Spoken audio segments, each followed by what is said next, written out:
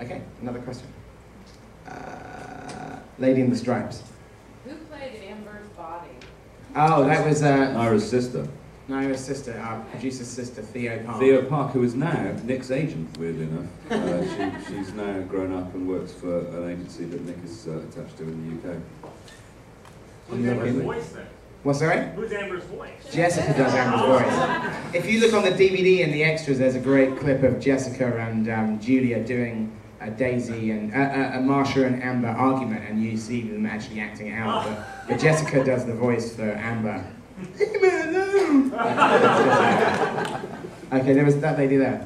I wanted to ask, was Daisy's job interview a reference of train spotting? Not really, because she's not on drugs. no, not specifically, She no. smoked before, She didn't smokes she? some weed, though. Yeah. Oh, the one in the first series? Yeah.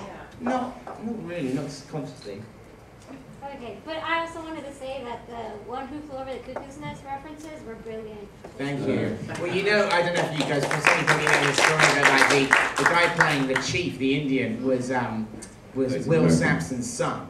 Will Sampson, who played like the chief in One Flew Over the Cuckoo's Nest, that was his son. And the reason that we had him in it is they were doing a touring production of One Flew Over the Cuckoo's Nest in London with Gary Sinise playing Randall McMurphy, and Tim Sampson was the chief. And so we said, let's get the guy from the play.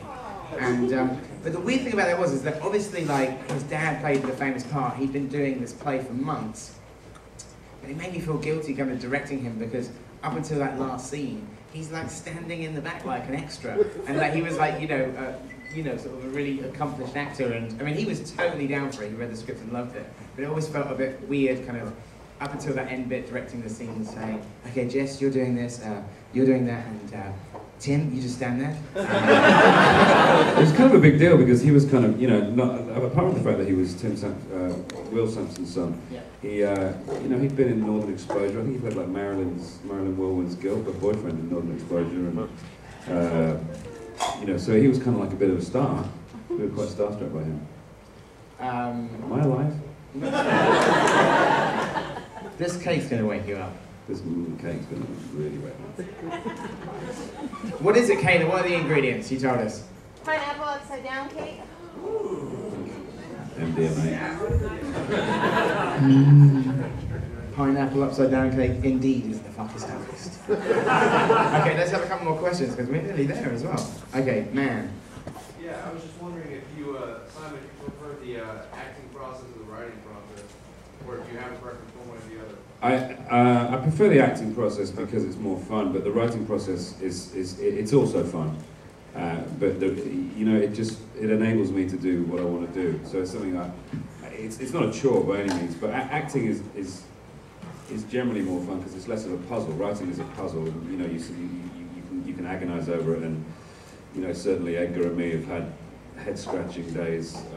You know, particularly on Hot Fuzz, which was a very labyrinthine plot, and Jess and me did, and Nick and I recently just have, you know, just days when it fucking hurts, you know, but acting is just mucking around, so what's not to love about that? So I would say I do prefer acting, but I would never give up the writing. Well, interesting point. This next episode came about as the last ever episode to be written. It kind of came after the last two episodes that you're going to see. And the reason is that in the scripts, like as you've probably seen with the start of the second series, that you know the adventures are sort of people are in different kind of like combinations of characters. Like Jessica is with kind of Julia a lot, and Simon is with Nick a lot.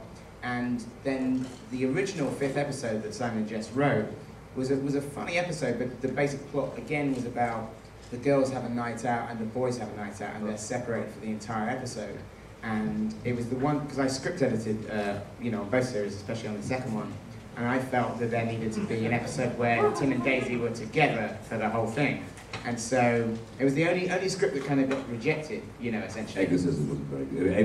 Edgar sent it back to us, and we were kind of shamefaced. And Jess and I, we knew it was as well. It was a piece of shit. We're going to hopefully do a space book next year, and for the 10th anniversary, and we'll have all the scripts in, and fingers crossed, stuff that was never, you know, shot in it as well.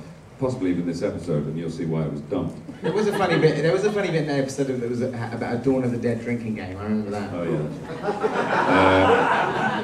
But Edgar just sort of said, no, it's not good enough. So Jess and I went to a cafe next to our office and just got 2 like styrofoam cups of coffee and just like puked this episode out. It just kind of came out and the structure of it just came out in a big kind of, you know, splat on the page and pretty much formed what eventually the episode was. And, you know, to this day is one of the most organic writing experiences I've ever had, I think.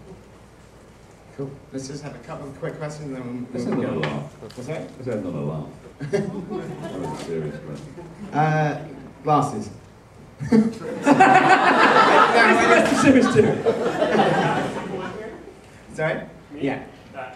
So you said you and Nick are having trouble writing something now?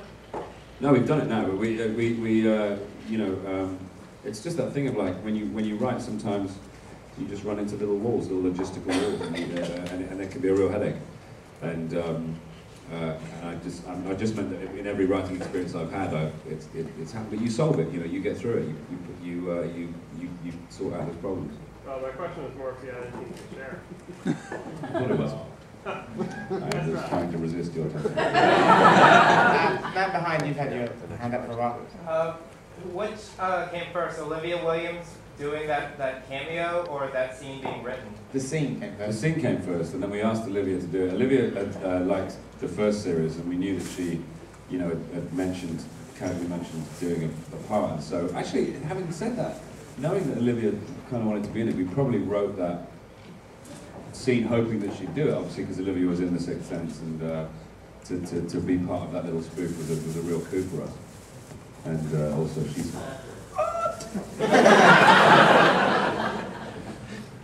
You want to go on the laugh? You want to go on that laugh? Oh, I know, one more. One more laugh. This man. What is the Dawn of the Dead drinking game? Oh. Let's Do you fucking remember do that? it. Put it on. I don't know, it's like every time someone gets shot in the head, you take 2 fingers of whiskey. There are rules for certain reoccurrences in the film, and every time one of those things happens, you take a swig of something bad. And eventually you fall over and die. I think it's any time you see an extra in a plaid shirt, you take a shot. which is every minute of a crazy situation.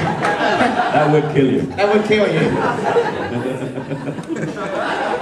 Okay, well listen, let's round it out and finish off the series, and then we'll come back and I can't guarantee I'll be conscious, but I know You will. And we're going to have some cake. Let's enjoy our favourite episode, and then it's 2 very emotional episodes, the end of the series. So let's enjoy the last 3 episodes of Space. Or are they?